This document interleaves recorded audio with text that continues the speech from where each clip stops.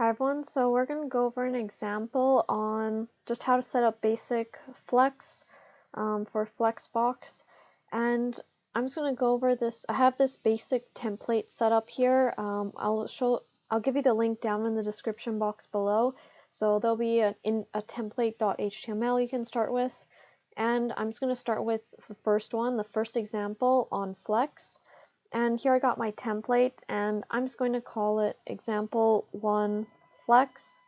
And you can see right here I have a div, and within this div there are 3 more divs as well. There's A, B, and C. And what I want to do now is I just want to set up flex. So what I want to do here in the styles area, because I just want to directly have the styles in the same page here, or HTML page. So what I'm going to do is I'm just going to call that flex container, so dot flex dash container, and what I'll do is I'll say display flex, and for this one I'll just put background color of dark red.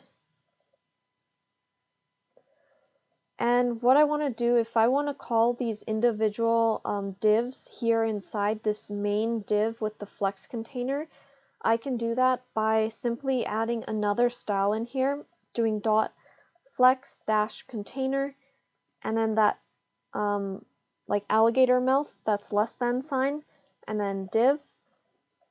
So now it's saying within the Flexbox container, try to target if you find a div inside of it, and let's add some styles to each individual thing as well. So I'll say background color, and I'll say F1, F1, F1, and then margin of 10 pixels, padding 20 pixels, font size of 30 pixels, and I will save this right here. We just want the basic bare bones template for Flex, and now I'll go into the folder that I have.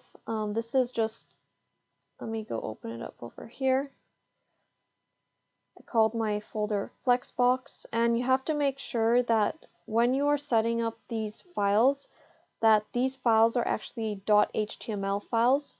So I'm setting up the .html file, and what I can do, because it's a .html file, is in example 1 folder, I'll have this file index, and I could double click it, and you can see right here, this is what I get for the first example. It automatically shows what should be displayed based on our code.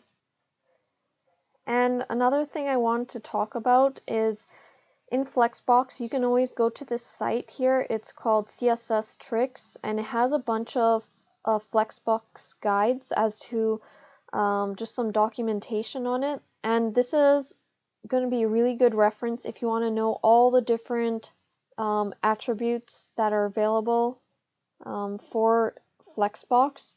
So you could see here that if we scroll up a little bit, we have flex wrap, we have containers.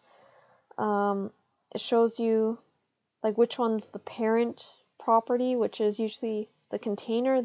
It is the container that contains everything, and that's where you set it as a flex, which is the main container, because then you can set up all these other properties on all the other children that you want to display or have. And you'll see a reference to the code down in the description box below.